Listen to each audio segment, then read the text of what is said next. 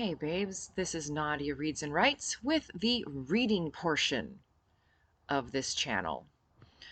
This is my book, The Irregulars.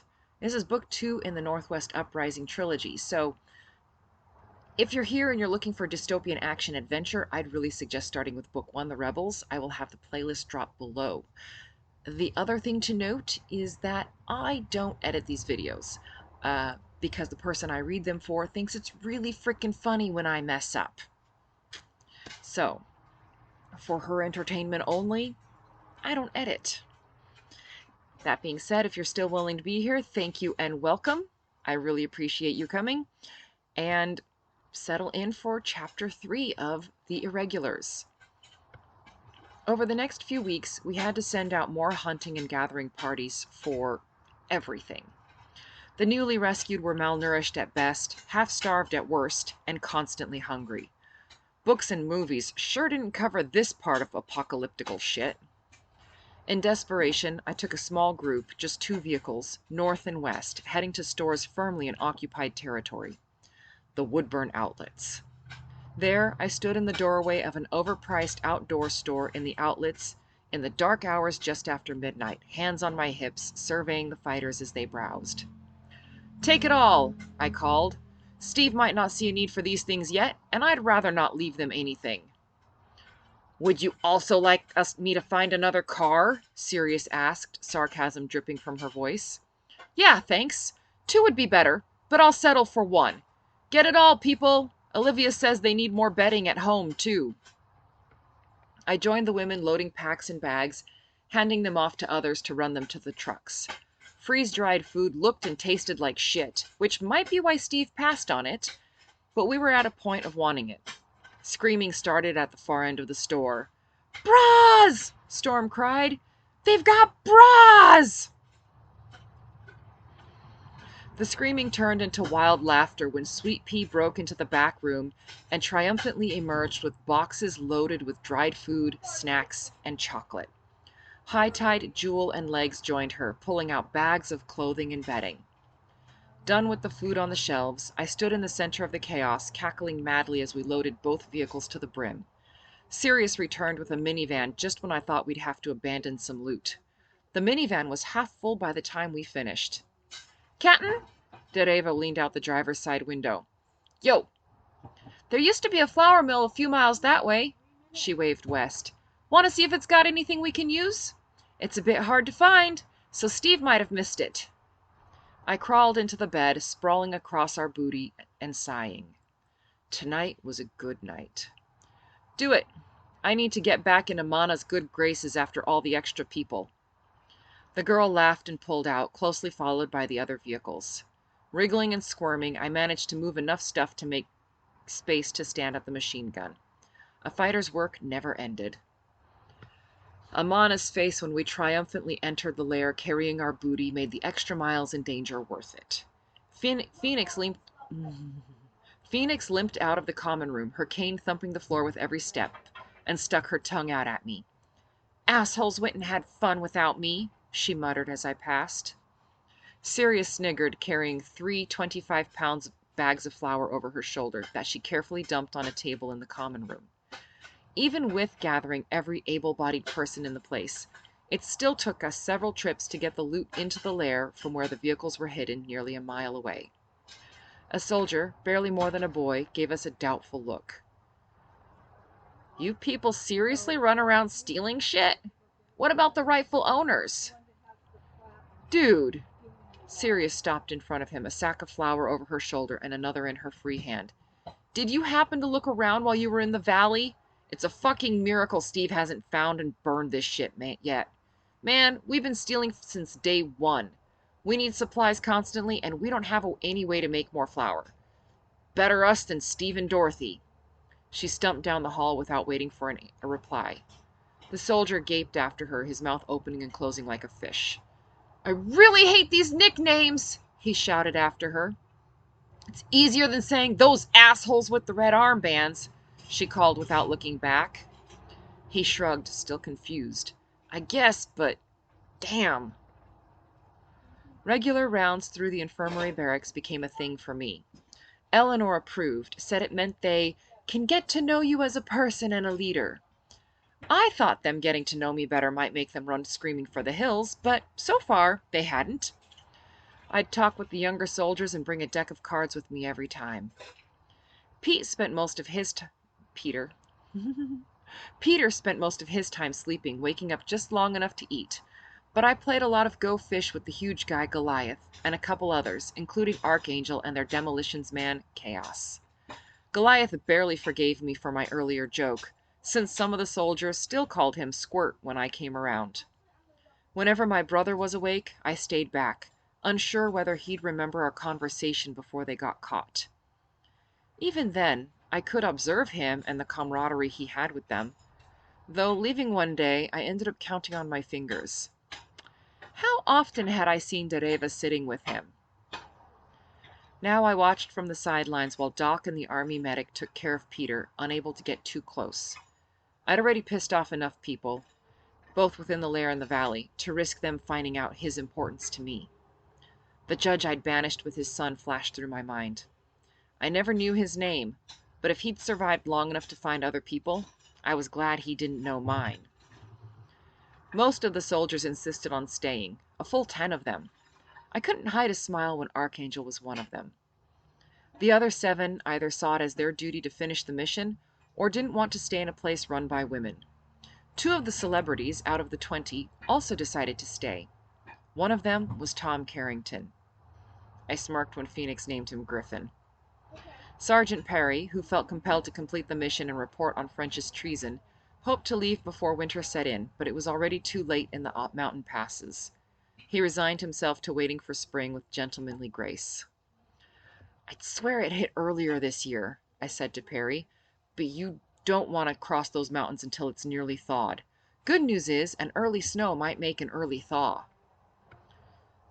"I'm not worried about that." He glanced over his shoulder. He was older than most of his men, in his early 30s, slender and neat. "2 of the boys think we shouldn't mingle. I'll beat that stupid thought out of them," he assured me, "but they're going to be shits about it. If they hurt anyone here, I swear to you I will geld them myself. Tell them that." My voice sounded cold, even to my ears. Perry flinched, reflexively cupping himself. "Yes, ma'am." He saluted automatically, then held it deliberately. Awkwardly, I saluted back. "Don't go doing that regularly. Seahorse will never let me hear the end of it." A commotion down the hall caught our attention. Amana stood nose to nose with a burly man in his mid-20s, her head tipped back to meet the gaze of a man a good 6 inches taller than her, which still made him short because she's tiny. "You can leave any time you want, pendejo," she snapped. "Por favor, leave. You stay in my lair, you work. Comprendes?" "What if we leave and accidentally tell the North Koreans where to find you? What if we accidentally hurt a couple of you on our way out?" he sneered at her. Perry started forward, fire lighting his eyes, but I held him back and shook my head. Give her a moment. She'd assert dominance in her own way, as she had so many times with people who assumed a girl still in her teens didn't have anything worthwhile to contribute. Amana snorted.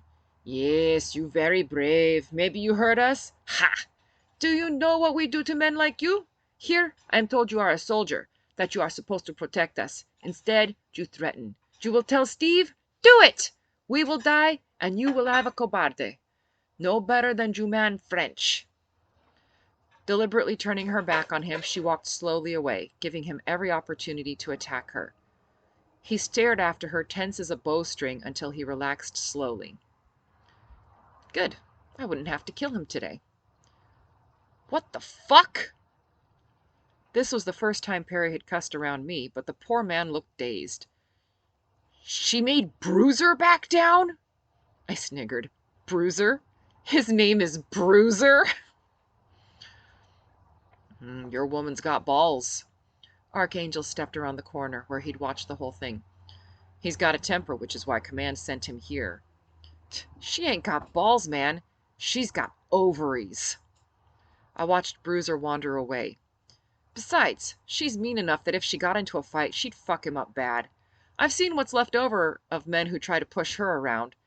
She doesn't fight because she doesn't want to, not because she can't. I didn't even try to keep the admiration from my voice. That girl was the biggest badass I knew. Dinner! Optimus Prime raced down the hallway shouting, "Dinner's ready!" While some soldiers, like Bruiser, took a while to find their way around, Archangel leaped into our routine, helping Anansi with the garage doors and going to the gym with Sarge. He was of an average height, about 6 feet tall, so he'd frequently gone up against larger men and had a few tricks to teach the fighters. I watched unobtrusively from the gym door while he showed Dereva a move. When she threw him, he popped back to his feet, grinning and clapping her on the back. Then he demanded she do it again, visibly delighted when she did even better. I sighed irritably. He was damn near perfect and a perfect frickin' distraction. When it came to Griffin and Triskele, the only 2 rescued civilians to stay, the residents of the lair displayed the same lack of give a fuck that the people in the useless room debrief had shown. As Mouse put it, "So they're famous, but can they shoot?" This mentality met Griffin the first time he stepped into the gym. "Apparently, being a bloody movie star doesn't get you any points in here," he said to Archangel. "I had one tiny girl ask me if I could really shoot a gun like I did in the movies. She didn't stop glaring until I did. Bloody hell! These girls don't mess about." As an aside, I cannot do a British accent on command. Okay? Just out there now. Dereva also gave Peter a name. The 2 of them and Sweet Pea cornered me in the common room, piling onto the benches and hemming me in. The girls walked on either side of Peter, helping steady him while he struggled with his crude crutches, the best we could do under the circumstances. "Guess what?" Peter puffed his chest in mock pride. "I'm official now. I have a name." I smiled and took a sip of the weed water we called tea. "And that is?" "Hot Fuzz." He grinned. I laughed, inhaled my tea, choked, and spent the next minute coughing while Dereva helpfully pounded my back. "Why?" I wheezed when I finally got my breath back. "Because your hair's fuzzy and you're a little cute?" "No," Dereva said dryly. "It's because he's a skinny American PC butterman. He actually asked me if I'd ever fired a gun whilst flying through the air." I snorted. "So why not call him Butterman? Nobody would ever think that was a real name." "What? No!" Peter protested. "Hot Fuzz is way cooler. Don't do this to me." "Watch me," I smirked. "Yeah," Sweet Pea chimed in. "She likes the sound of men crying. It's one of the few things that gives her joy." I put a hand to my chest. Ouch! The kids piled off the benches and took off, to see where else they could cause chaos, presumably, and I shook my head. "Those ones are trouble," I called to Amana, where she shredded vegetables in the kitchen. "Perfect. They will do well in the field, then." The addition of all the testosterone in the lair, attached to young men who found all the beautiful women very interesting, gave me a permanent scowl and caused Eleanor to write more copies of the rules for relationships out and post them throughout the bunker. Same-sex relationships already abounded and were much easier to manage, both parties already having a healthy respect for the trials their partner had undergone. Hetero relationships seemed to have more issues built in, starting with the fact that a couple of the younger soldiers were just looking for a good time. The rules were created to protect the women and prevent misunderstandings. Many of the women didn't have good boundaries, and the men might think they were... fuck it. Too many men were entitled pricks here, and here that would get them shot or castrated. Eleanor wrote the rules to reduce those chances. Sadly, this didn't happen until 3 young men went on a spree last spring, raping a few of the girls and causing one to commit suicide. The civilians tried to condone their actions and spare the rapists. It'd gone so far that Amana, who had defended herself against them and killed one, was standing at the foot of a tree with a rope around her neck when we returned from a trip. Since the rules, only one woman had been kissed against her will. Seahorse, who'd discovered them, hadn't gone easy on the man. We did give him another chance, with the understanding that a second mark would result in banishment. He'd elected to go home, and Olivia said he was very useful and courting a woman. Respectfully. Using the rules and with every female fighter on alert, we managed to impress on the young idiots the seriousness of their actions. It only took one boot perfectly delivered to a young man's groin. Sadly, I was not the person to deliver the boot. Until Archangel wandered into the common room one day, supporting a dazed young soldier, Gray Man. Archangel, unusually pale, set Gray Man carefully on one of the couches and made his way to me. Moving with extreme precision, he seated himself across from me. Thoroughly concerned, I set aside my mending. What happened? He rubbed a trembling hand across his mouth. We were out exploring and familiarizing ourselves with the area. And? I prompted when he looked lost in thought. Huh? He started. Oh, we found some tracks, military boots. Not familiar. He fell into the familiar pattern of a report. We followed them. 6 men. Then we heard the sounds of a fight. When we investigated, your perimeter guards were just cleaning up. You have a bunch of kids manning the perimeter? He demanded. I held my hands up. It was either make them the perimeter guard or let them participate in quelling a mob. It seemed like a good idea at the time. They killed a full patrol! Like it was nothing! Then hid the bodies! These kids were professional, scattering leaves. There was hardly a fight. And their commander, Mouse. I shook my head. Trust me, we didn't do that to her. We found her in a Dorothy hellhole. I wanted her to stay out of the fight, but she won't do it. Besides, they're careful. Wildwood and Anansi made some poison darts or something. I mean, these kids stay well away from actual fighting. I trailed off. Something I'd said shook Archangel even more. What? I demanded. Your herbalist and another kid made poison darts? He said in an overly controlled voice. You say that like it's a bad thing. He buried his face in his hands. Oh my God. Grayman! Yes, sir. Grayman sat up automatically, habit breaking through his daze. Tell all the boys to stay away from the women unless they talk to... He glanced at me. Eleanor, Lavender, Kestrel, and the girl in question, I supplied helpfully. Them. He pointed at me. Tell them to keep their hands to themselves. About 2 months after the rescue, in the middle of the usual chaos of games, meals, and gear, Ink danced into the common room, back from a scavenging raid. She carried 2 small cases close to her heart, clutching them tightly as she spun. I nudged Sirius. Check her out. Twisting, Sirius squinted. That's the happiest I've ever seen her. Well, we know it's not a man. Or a woman.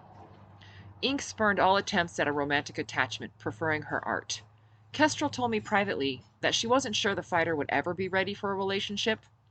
After the dump I'd found her in, I almost wasn't interested in men.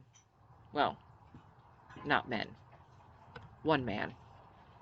A shine of gold at the next table over, where Archangel showed Griffin how to care for his weapons, temporarily derailed my line of thought, but Sirius's knowing grin brought me back. So I waved to Ink.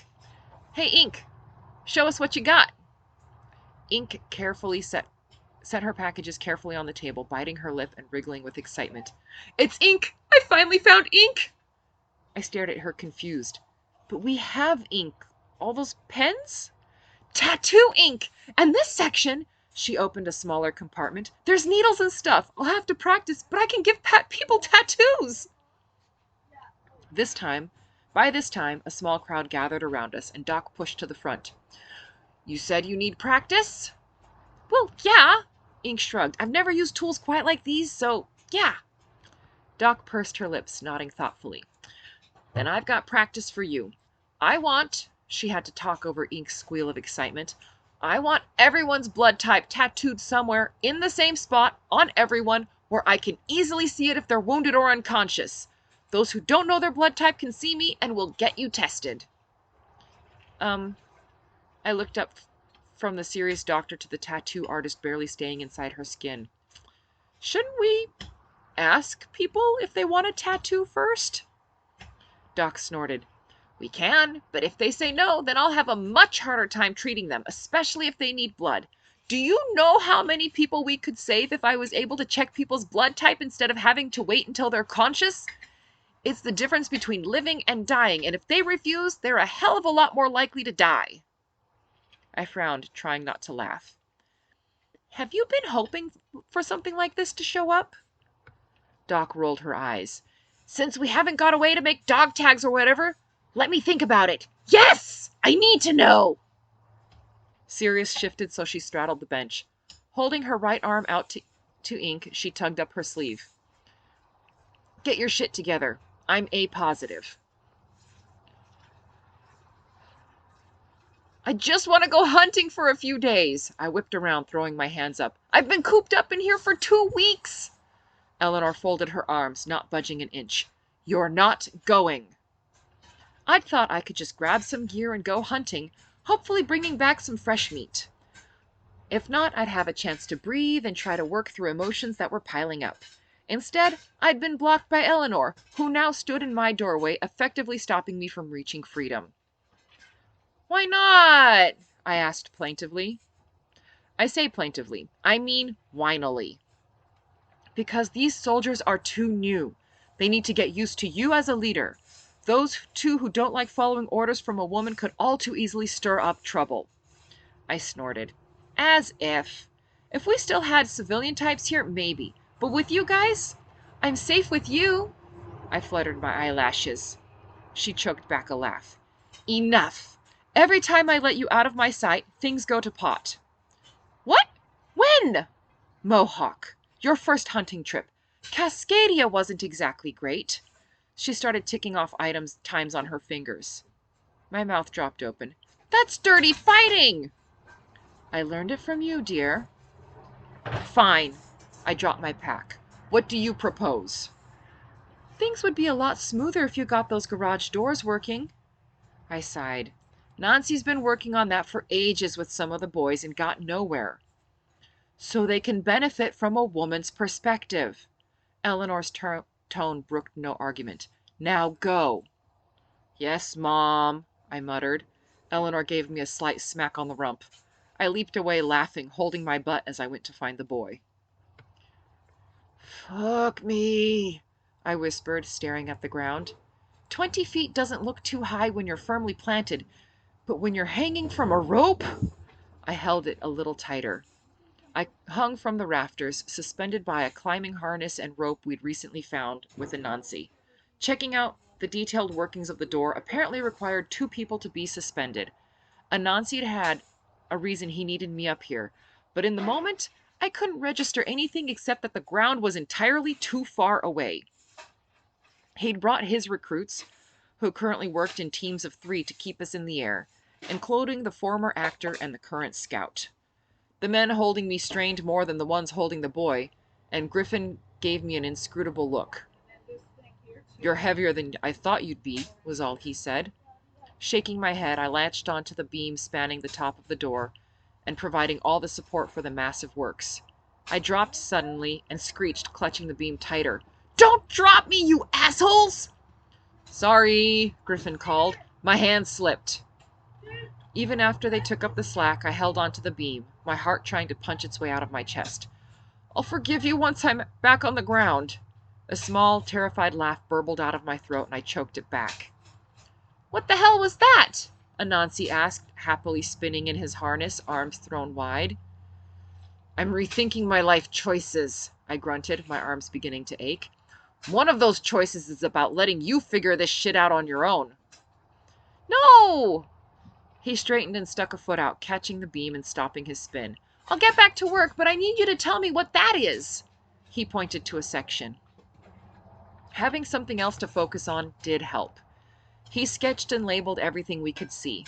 Later, we'd sit down and figure out what needed to move in order to make the doors work. This was the first time we'd ever been able to get a bird's eye view of the damn doors and get a close-up view of the workings. There were some steel plates that blocked the gears from below. Probably protection, but it's hard to figure out how to fix something when you can't see it. This was one of the rare moments I missed electricity. Not using a phone was a standard part of my workday. I was too busy to miss games, and I still had a few of my old paperbacks. I did miss my e-reader because I didn't have the variety I was used to. Having a collector's bookshelf had given me a bit of reading material in the 3 seconds I got between jobs, and I'd read them so much I can recite each one from memory. "Are we finally done?" I asked when Anansi's pencil finally stopped moving. "Yeah. Can we come up here again soon?" He gave me beseeching puppy dog eyes. His black eyes were too sharp and intense to pull it off entirely, but he did look so cute. I laughed, the sound still shaky, and nodded. "Okay, sure, just don't tell your mom when we find her." "You think we will?" I scoffed. "Listen, if anyone makes it out of here whole and happy, it'll be your mom. She's a force of fucking nature, and don't you dare tell her I said that. She's already going to kill me." "What makes you think my mom will kill you?" "She asked me to keep you safe. Does this look safe to you?" I didn't even mention the tattoo he sported on his wrist. He'd asked Ink for another one, but she said she needed time to practice before she did anything fun, so I had a brief reprieve. "Take us down, guys!" Anansi called. He immediately started sinking and he stretched out saying, "Whee!" over and over, so soft I almost missed it. My rope slacked off and I clutched the beam tighter. "Sorry, guys," I croaked, squeezing my eyes shut. "I think I need another minute before I can come down." The slack disappeared, but I couldn't let go. Mutters below me sorted themselves into broken phrases. "Freaked her out too much. She's holding on like her life. You idiot, get her to let go." Captain, can you hear me?" I cracked an eye open and tipped my head. Below me, too far below me, Archangel looked up, the first in line holding my rope. I nodded slightly. "I've got you," he said firmly. "I won't let you fall." "Do you trust me?" I could hear the unspoken words as clearly as if he'd whispered them into my ear. Shutting my eyes again, I let go of the beam all at once. If I tried to go slowly, I'd never get down. As soon as I was away from the beam, I began moving. They lowered me quickly and smoothly. I kept my eyes shut until my boots touched the ground. Breathing deeply, I flexed my knees, clutching the broad shoulders in front of me, feeling my way back to stability. Gentle hands began working the buckles of my harness. I opened my eyes to see Archangel's blonde head bent in front of me, and my hands resting on his shoulders. Snatching them back, I rubbed my palms.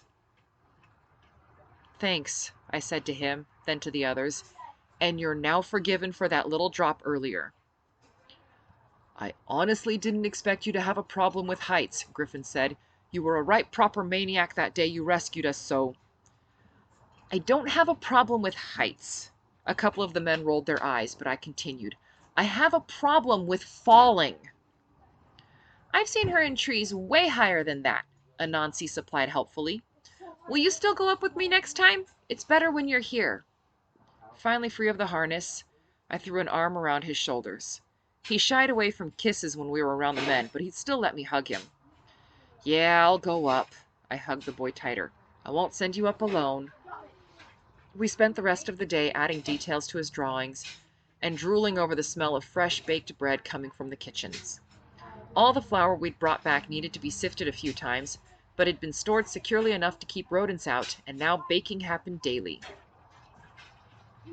"I just wish I could figure out how to bake," the boy muttered. "It's chemical reactions. This should be easy enough to do." I laughed and ruffled his tightly curled black hair. "I have a cousin who worked as a baker before she went into medical school, and from what she said, sometimes it takes a blood sacrifice to make things work." He shook his head and went back to his drawings, while memories of my cousin flooded my mind. Mercy was a year younger than me, the same age as Faith, and the next closest to me in age. She should have left to go home to Australia right before this shit show started. I hope she was doing well. She'd probably be a resident by now. Thinking about her made me wonder about Faith, which brought me right back to all of my missing family. She was in Central California, and if she still lived, she was right in the middle of this too. Anansi asked a question, pulling me from useless musings, and I put my attention on things I could actually change. With winter's early start and all the extra mouths, by midwinter we found ourselves not running low on supplies so much as feeling the need to constantly keep the pantry well stocked, which meant Eleanor finally let me go hunting. I left with Sirius and Phoenix, who was barely well enough. We had to swear on a Bible, they borrowed it from our pastor shepherd, that we'd be careful with her before Doc and Eleanor let us leave, and that we would absolutely return if it started snowing. Walking slowly for her sake, we spent more time reminiscing about our first, epically failed, attempt at bow hunting than actually hunting. "If there's even a hint at a mountain lion, I'm leaving," Phoenix said. "I'm not sure what your problem is," I grumbled. "I'm the one who got clawed." I rubbed my right thigh, where the claw marks went from hip to knee, then touched my left eye, where his teeth left me with thin scars narrowly missing the eye itself. If he hadn't had a badly injured back leg and been half starved, he'd have killed us. Me, for sure. Necessity was a great teacher, though, and we were much better at hunting now. I was still better at hunting people than game, but the principles were the same. Eventually, the conversation turned to the new faces in the lair. Sergeant Perry kept his men in line, and I'd miss him when he left. He was a good, steady man to have around. Archangel was sticking around, though, and he was looked up to by almost everyone within minutes of meeting him. It was uncanny how the man did that. Yeah, he was simply a good man to have around. The celebrities we'd rescued were, for the most part, adjusting to a life where they had to work. The weatherman, I'd never bothered to remember his name, was an entitled prick who wanted every woman he met to mother him. Fortunately, he was the worst of the lot, and after a few rounds of emptying the toilet buckets, he was learning to keep his head down and his mouth shut. Amana was extremely effective at dealing with malcontents. After cleaning up from our first kill, Obelix twisted, his ears flat to his skull, a quiet growl rumbling in his throat. Sirius motioned us down. I crouched, carefully setting down my end of the pole our kill was slung on. Phoenix put her back to a tree, watching our back trail, while Sirius slipped around after Obelix, following the dog into the thin underbrush.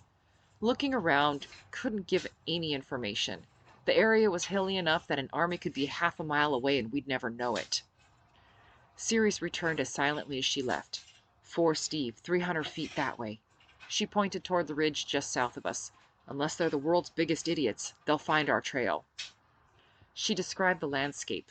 I liked the fact that there was a bit more brush around them. Grinning, I said, "Can't nobody raise the alarm if there ain't nobody left to raise the alarm."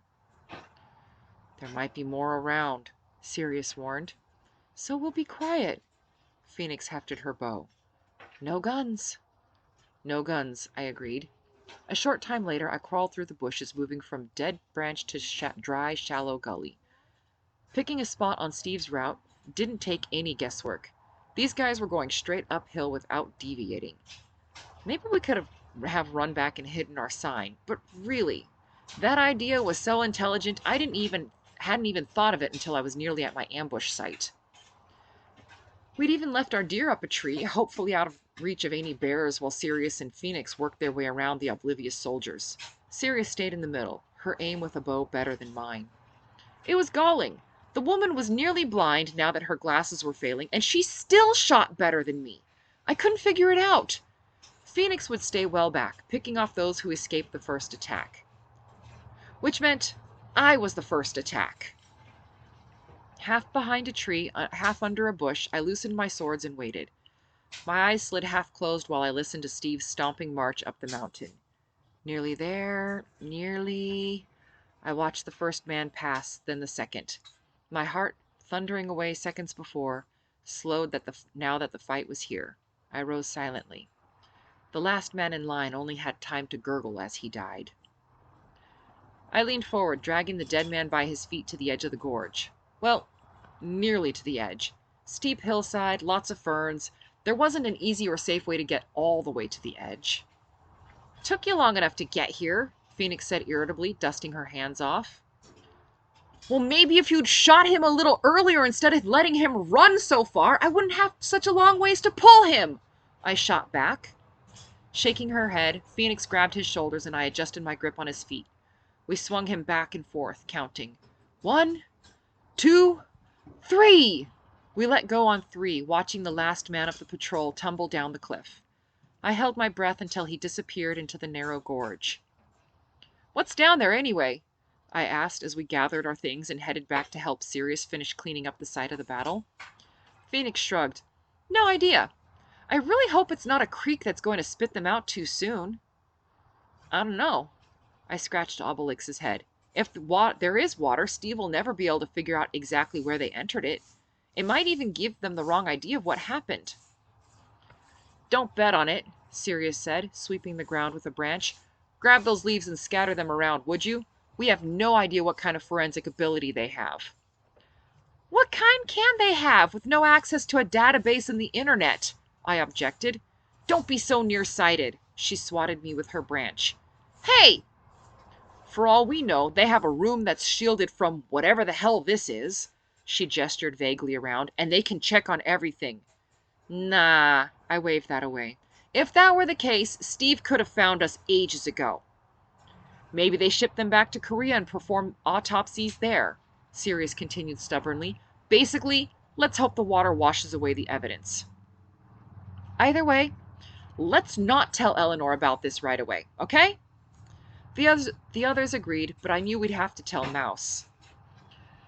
I knelt in the damp earth over the dead deer, hurriedly gutting it before the cold seeped through my layers. The topic of the soldiers sat, abandoned in favor of butchering the deer as quickly as possible. Now Sirius brought it up as if the conversation had never stopped. "How many of them are taking those famous people out?" Sirius asked suddenly, hitching her pack into a more comfortable position.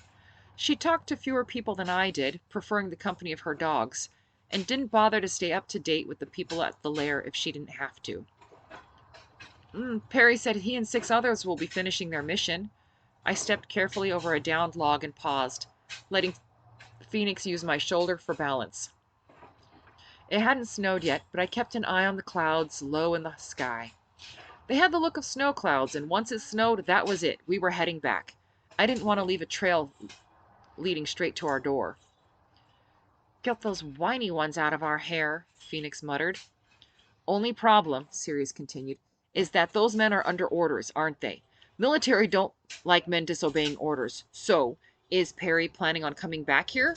How will they react when he doesn't show up with all his men and all the people he was sent to rescue? Like, do you think they'll send him back with more men and orders to grab everyone he's supposed to?"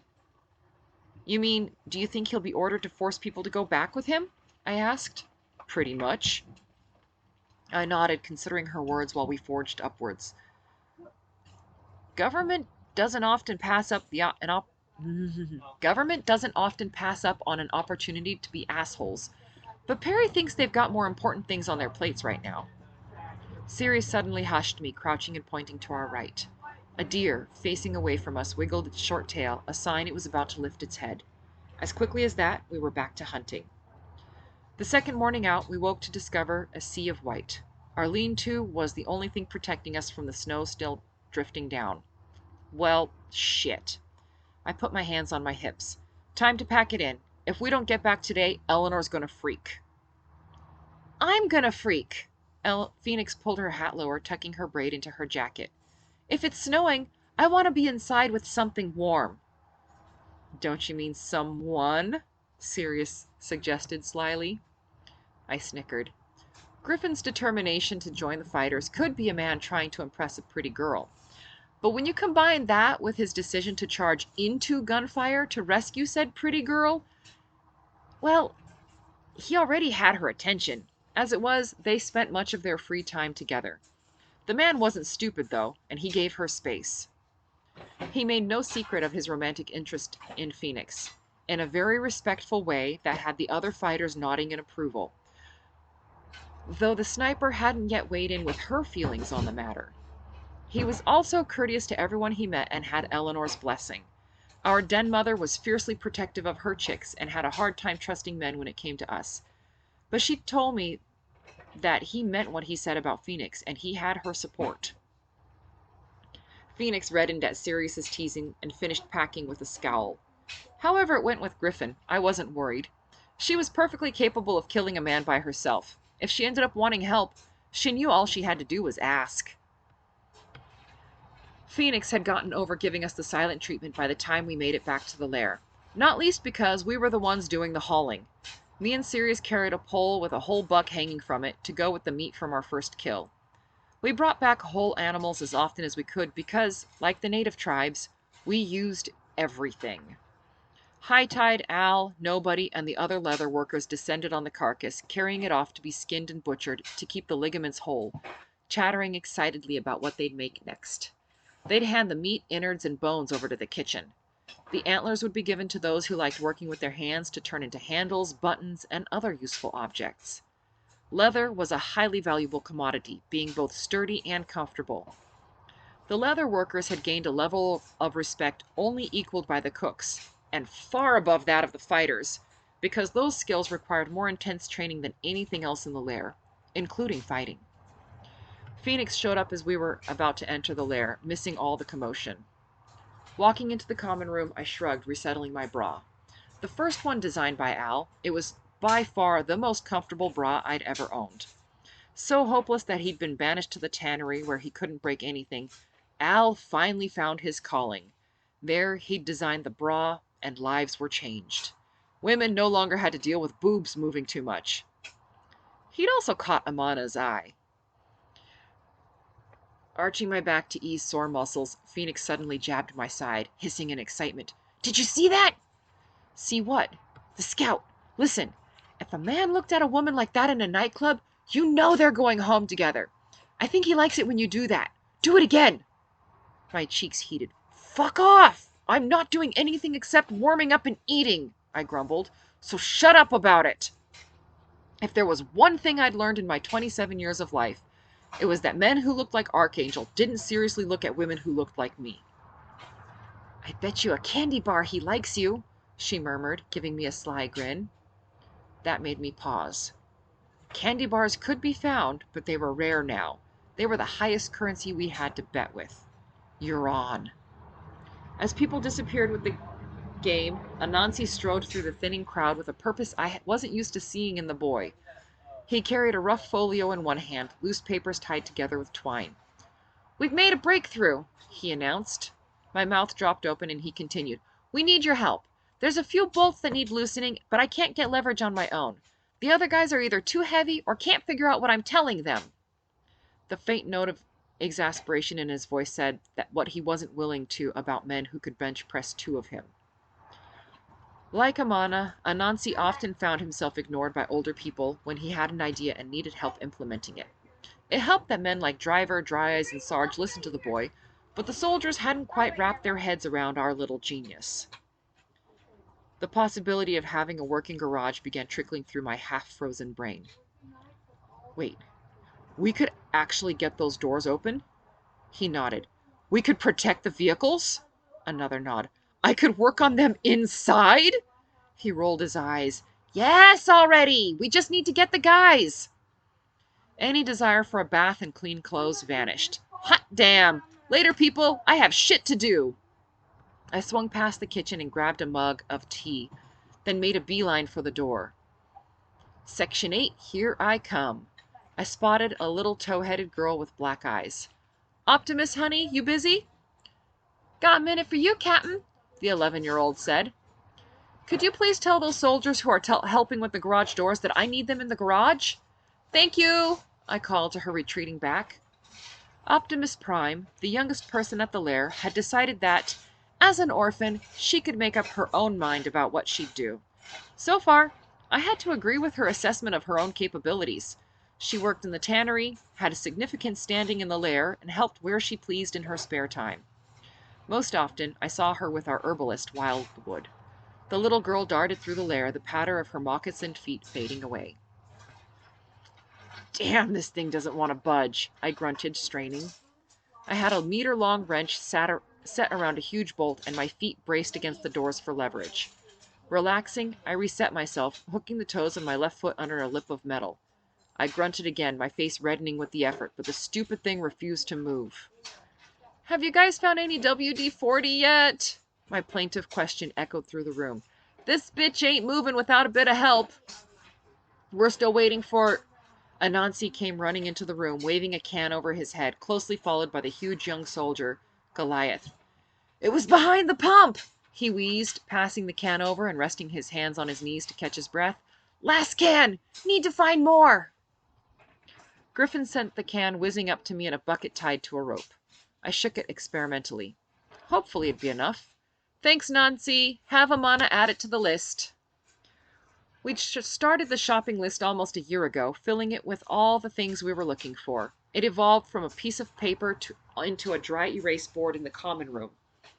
The scavengers consulted it before leaving on each trip, and every time they came back with less and less because they didn't dare go too far.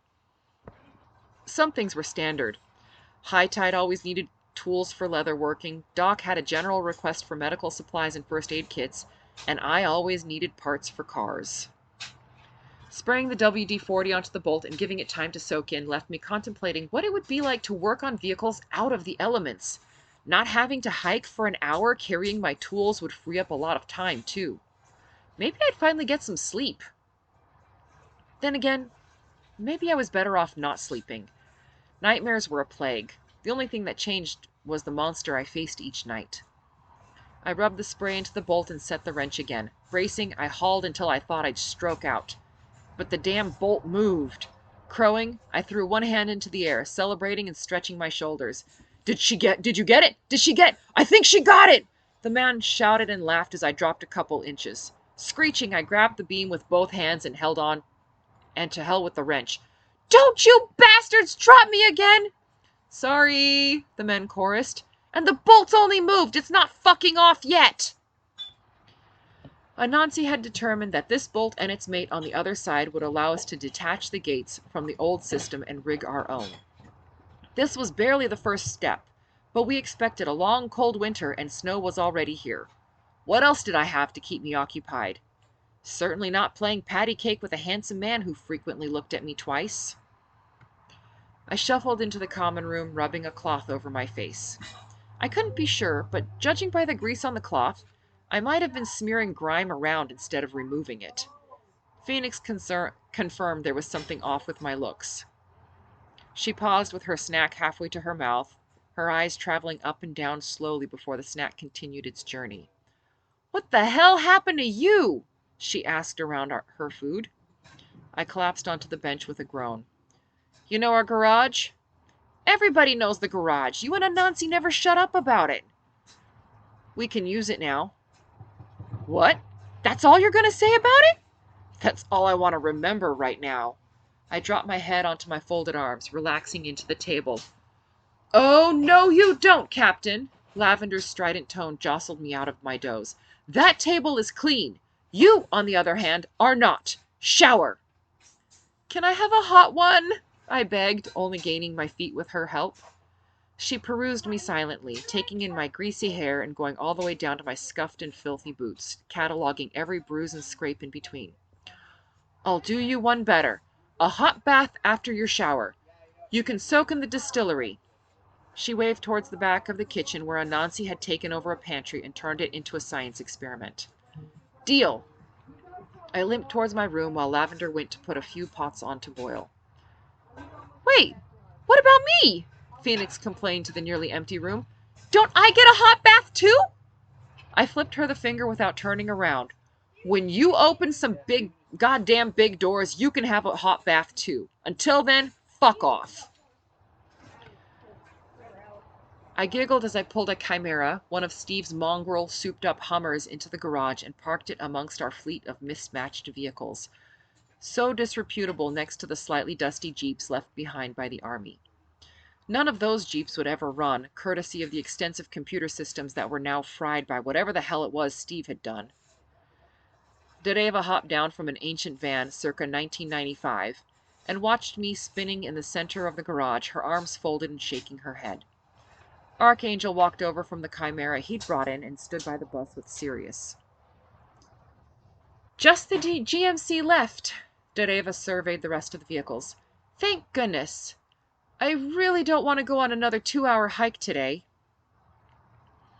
To keep Steve from finding the lair, we'd closed off the road leading to it and encouraged the growth and spread of blackberries. Parking was haphazard, and most spaces were an hour or two's hike away. The garage would completely revolutionize exits and entries, and I couldn't wait. How about a victory hike to my baby? I asked. We need a few people in this one to cover our tracks and help the snow out. We'd waited until the snow clouds covered the sky so that we'd have a way to cover our tracks. At this altitude, it wasn't likely that the snow would clear until spring, and I really didn't want to wait that long to move into my new playroom. My baby, Dareva grinned at me. She's mine now and you know it. I drive her. Yeah, but I fix her. I threw an arm around her shoulders, bracketed by Sirius and Archangel. The scout ended up next to me. When we crossed the barrier and stepped outside, snow crunched and slid underfoot. I'd totally forgotten about this road. Dareva turned to look up at the cliff face. Why would we remember it? The bunker was built inside of half a mountain. The road we walked on dead-ended at the cliff, and there were signs at the turn saying it did and talking about construction that should have continued this year. I remember following the road one time and not seeing any signs of a door. There were even reflective barriers connected to the cliff to prevent accidents. Grown men and women, myself among them, squealed in delight at the sight of the cliff face simply opening. I hadn't known this level of camouflage even existed. It was flawless. Seahorse shook her head, muttering about abandonment and assholes in charge. She was still sore about that. Now, walking to get the last vehicle, my precious GMC, Sirius watched the ground pensively, her fingers fiddling and twisting around themselves. Remember that time, Lightning? Her voice hitched, then continued. That first time, when she got her hands on that machine gun and shot you guys up? I think that's the most damage your pickup ever got at one time. I grinned. Yeah, my baby got all kinds of holes in her. It was a real bitch to fix, too. Lightning and Thunder, sisters, had just been freed from an outpost. Scared, traumatized, and then we had Steve chasing us. Thunder figured out the gun in the stolen Hummer, and Sirius drove and saved our bacon. Only problem was, once the bad guys were dead, she couldn't seem to take her finger off the trigger. She'd nearly killed us, too. You guys look pretty funny slipping around in the back of the truck, Dareva sniffed, tears bright in her eyes. I thought I was going to get my head shot off. She smiled a little, remembering. Archangel looked from one to the other of us, finally settling on me. So, one of your own shot at you, and now it's a good story? I scrunched my shoulders. In hindsight, it's pretty damn hilarious. The others nodded. He smiled hopefully. Any chance I can meet them? I don't think I've even heard of them. All hail the victorious dead. I smiled sadly. Oh. He bit his lip and looked down. Grimacing, I opened my mouth and shut it again. How was he supposed to know the girls had died? And I just dropped it on him, like a flipping bomb. Surprisingly, it was Sirius who spoke up first. You couldn't know. We remember the fallen, but we don't normally talk about them outside of memorials. It hurts less that way, Dareva explained. We prefer living in the present instead of the past. The rest of the time we can pretend they're in another room, or that they're with our families, I finished. Most of us don't know where our families are either. That's why, when we get whole families out, we make sure they stay together. I'd wondered why there were so many able-bodied men who weren't in the fighters. Archangel nodded. After a brief silence, he stopped abruptly. Captain, can I ask you a question? Sirius headed off the road onto a narrower track where we could only walk two across. Dareva picked up her pace and I motioned for Archangel to join me. He waited until Dareva got a bit farther away and lowered his voice. I've seen the rules, but do you have any extra advice for those wanting to get to know a fighter? I've got a young soldier. I grinned into the rising dusk, stepping carefully through the snow. Keep it platonic for a while. If they decide to go further, like holding hands and shit, they have to talk to Eleanor and Kestrel. There's no way around it. We don't react well when we find people in corners randomly. As long as he follows the rules, it'll go fine for him. 3 boys decided that since the girls had been with the enemy, they ignored the fact that the girls weren't willing participants. They were available to all. They'd cost one young woman her life. Archangel cleared his throat. Okay, No funny business, no sneaking kisses. I'll let him know. We'd drawn closer as we talked and fallen behind the others. I could barely make out Dereva's back through the dark. Hot Fuzz already knows the rules, and he knows we're serious about people following them. He'd asked me 2 weeks ago about dating Dereva. Boy was no slacker. Dereva had already spoken to Eleanor on the matter, too. Archangel snorted a laugh. Of course you know who I'm talking about. How do you keep track of everything? Can you keep a secret? I lowered my voice dramatically, and he leaned closer until I could bask in the warmth radiating from him. I don't have to. I keep track of 4 or 5 people. They stay on top of everything and fill me in. I talk to maybe 6 people a day. I held a finger to my lips and grinned. He smothered a laugh and choked, leaning on me, wheezing. I patted him on the back, unable to look at him, but unwilling to look away. His eyes crinkled at the corners, so close to my own. Eventually, still gasping, he straightened slightly but kept leaning on me. I'm okay, he croaked. He peered at me. I held my breath. I hadn't been this close to a man without kicking his ass in forever. What are you trying to do, kill me? His voice was rough and held a note I didn't recognize. That didn't stop my stomach fluttering. Traitorous stomach. Woman doesn't know her own strength. While I normally wouldn't object to laughing as a way to die, right now I've got too much to live for. My breath whooshed out at that. And I'm supposed to concentrate? Not while he stood so close. Unable to respond, I took off after Sirius and Dereva, and he fell back into step beside me. 6 people a day, he continued as if nothing had happened. 6 fucking people is how you stay on top of this beehive. He shook his head. It's called delegating, I said loftily, wiping damp hands on my pants. Didn't you learn anything about that in the army? Archangel made a growly noise deep in his throat. You're a brat, aren't you? My heart sped up. What was wrong with me? Sweating under my clothes, but pasting a grin on my face, I walked backwards. Not the first time I've been called a B-word. Usually it's a different one. Bit more accurate, too. Got the car, Dereva called, breaking into whatever this was. A crack split the air, followed by 2 more, and Sirius walked back into the tiny clearing carrying 3 slender pine branches, needles thickly clustered on the ends. She settled her hatchet back into its belt loop with the other. I sniffed the air. Snow was coming, hopefully before dawn, but brushing our tracks away as we went would help the weather hide our home. Read my mind, I said to my cousin, pretending to adjust the scarf around my neck.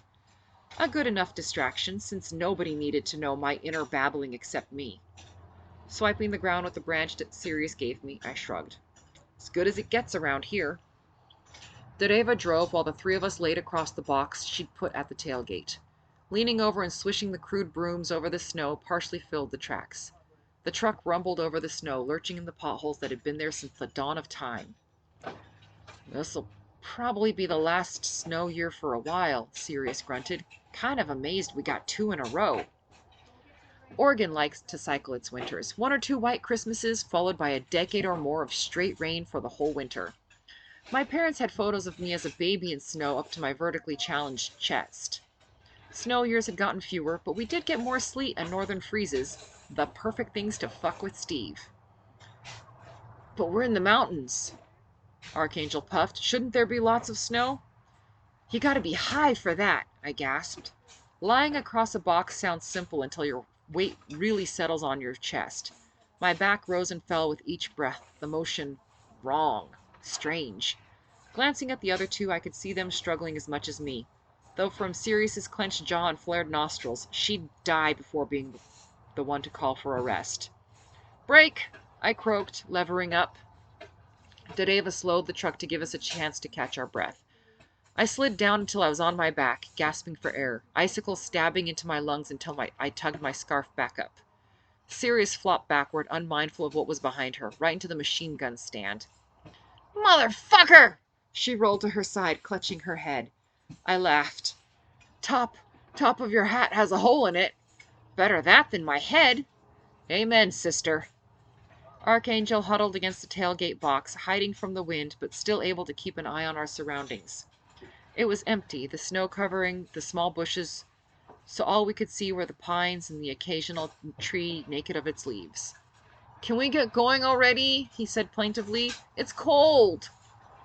"Aren't army guys supposed to be tough?" Sirius sat up gingerly, holding her head with one hand. "Not anymore. I was supposed to be out by now. I'd already ditched my toughness, and I sure as hell didn't pick it up when they shoved me back in." Rolling over, I stretched to knock on the window, then went back to the box and swept snow while the first flakes of fresh snowfall dusted our backs. Back in the garage, I ran giddily around the room. The absence of snow and wind gave the huge stone and concrete room the illusion of warmth. I popped hoods and removed panels, giggling madly. I only had to wear 3 layers on top instead of the 4 or 5 I usually had to outside. I squealed at the block and chain setup. I'd nearly forgotten. I could lift engines out. I could move a good engine into a good-bodied vehicle. Swinging my arms, enjoying the space, I spun and froze. Archangel stood in the doorway, supporting my brother while he exercised. The scout had a silly grin on his face. "How long have you been there?" I asked, folding my arms. "Long enough. What's so funny?" "Not funny, just," I gestured around the room, "the luxury! There's a pulley system so I can remove the whole engine. I can leave the hoods up as long as I need to. No more scrambling to finish. I can walk in here and start working without having to spend an hour to get here and 20 minutes setting up." Hot Fuzz chuckled and shook his head. He'd been around me and cars since he was a tyke. I was the one who taught him how to drive. "Dinner!" echoed down the hall and into the garage, closely followed by Dereva dancing high on her toes. "Dinner! Dry Eyes came back with an elk today." "Hot damn!" I punched the air. The boys looked between us, shaking their heads. "I can't get over how much you girls love your food." Hot Fuzz laughed, stretching his arms out to Dereva. "I thought I was supposed to be the one who was thrilled about food, while girls watched what they ate." Dereva slid under his free arm, taking his weight from Archangel. My brother was finally walking, but he needed a cane or a person to help him along. He probably couldn't figure a cane out if his latest brain fart was any example of his thought processes. We simply didn't have enough food to eat luxuriously. There were too many people, and a good chunk of our hunts were taken home. Until could harvest, they were low on food. Which meant we were low on food. Here, hunger was a companion closer than a lover, and far more reliable. "I do watch what I eat," Dereva informed my idiot brother as they slowly navigated the hallway. "I watch it very carefully to make sure I eat it before it runs away." I cracked up, joined by Archangel, slumping against the wall for support while Dereva continued blithely down the hall, ignoring the howling laughter behind her. Wiping my eyes, I straightened, still giggling, to find myself almost nose to nose with Archangel. His eyes sparkled, the tip of his tongue caught between his teeth while his snicker slowly died. I looked up to find him watching me, his eyes warm.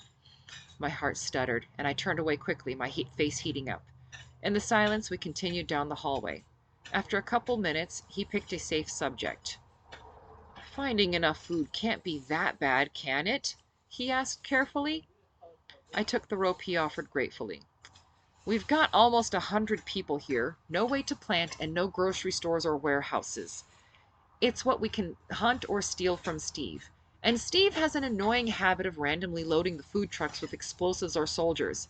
It's a bit of a crapshoot stealing from their trucks." "You know how you guys have a major advantage?" "No. You're mostly women, so you eat less." I burst out laughing again. "Have you not been paying attention?" He shook his head. I snorted. "Watch the room. You'll see." "Holy shit," Archangel muttered from his seat next to me. Apparently, he finally watched the fighters and noted how much we ate. "Where are you ladies putting it all?" I sniggered into my cup of water. "Told you. Though, according to Doc, it's easier than if we were men. Something about how we store fat." Another bonus was that most of us were too thin to have regular periods anymore. Not having to deal with the diaper-like pads made me extremely happy. I heard my name. 2 places down, Doc looked up from her stew. "Who said my name?" "Sorry, Doc." I raised my hand. "Archangel was asking about the difficulties of keeping women at a healthy weight as opposed to men." I sat back grinning as Doc started in on a topic that was near and dear to her heart with no more invitation than that. Amana, Wildwood, and Lavender also had input, valuable knowledge painstakingly learned through trial and error. I placidly chewed my stew as the debate raged on about which were the best staple foods. Then Anansi and Hot Fuzz got into the spirit, but with a different topic. The boys began loudly proclaiming the best movies, which quickly turned into a quote duel. My brother laboriously climbed, with help, onto the bench, spouting dialogue from the movie that gave him his name. Not to be outdone, Anansi leaped onto the table. The shorter boy started with Shakespeare and finished with classic Mel Brooks, stepping down to scattered applause. Peter, already back on the floor, gave him a short bow, and I shook my head. When did that boy get so smooth? Leaning onto the table, I listened to the conversation flowing around me. Archangel laughing at something Griffin said, Phoenix's green eyes sparkling with laughter, Sirius giving Fuzz a noogie, contentment a warm ball in my stomach. So, I didn't realize that I had 2 obscenely long chapters in this book. There's probably going to be more. I'd apologize, but I won't. Hope you enjoyed that. If you did, please give it a like and a share. Maybe consider subscribing to the channel. It helps it grow and helps people learn about these dystopian books with insanely long chapters. And until next time, I hope you have a great week.